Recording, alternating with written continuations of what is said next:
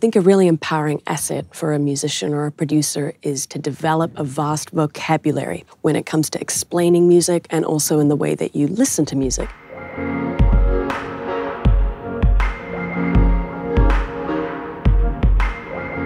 Having a technical vocabulary in the studio is really important because we are using plugins and hardware. We need to be able to communicate in the realm of compression and frequency and understand just a basic idea of what these things do.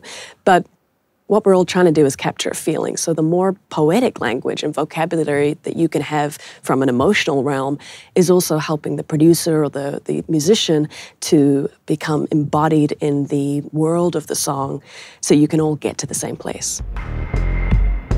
In order to develop a vocabulary, I have sort of three approaches. One is be a deep listener. And what makes a deep listener? Well, listen for more than just is it loud, is it quiet, is it a pop song, is it a rock song? Listen for how it makes you feel. Where in your body do you experience the sounds? Does it bring up an old relationship? Does it make you think of a color?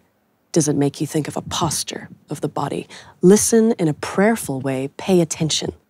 So when I started to listen, I wasn't just listening for the song and whether I liked the lyrics. I was always listening for how they were using space. So where were things coming at me? Were they coming from left and right? And then, of course, that's how you understand panning. Were they feeling close to me? Or were they feeling behind me? How was the artist telling a story by the placement of each aspect?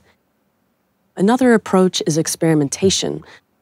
When I think back to how I learned, I never read a manual or anything about Pro Tools or even my loop machines. I kind of just worked it out through mistakes and through errors, you know, and clicking on a compression plugin, fascinated by what it might do, moving the threshold knobs and adjusting parameters and finding, oh, well, when I do that, that's now lifting all of the, you know, saliva in the vocal take, and that's bringing up the whispery aspects of the voice, which is helping me to feel literally more compressed in the room. I mean, it's called a compressor for a reason, because if you think of yourself in a tight elevator and all the air is getting more compact, you know.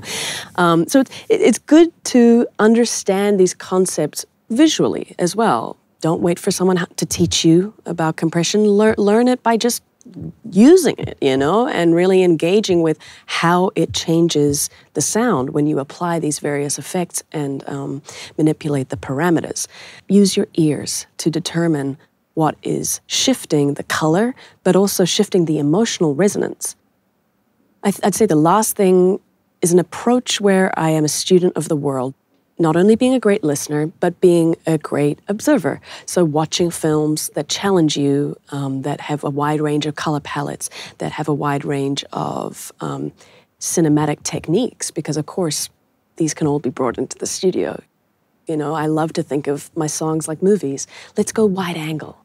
Wide angle could mean let's pan all the voices out. Let's get really claustrophobic. How would I do claustrophobia? Compression. The feeling of it will be a little more closed up and shut in tight. Observing everything in detail and trying to think of how examples from the natural world could apply in the studio. We know the feeling of a wooden house versus a concrete space. How can that apply to when I'm working on a song and be another part of my vocabulary when I'm communicating?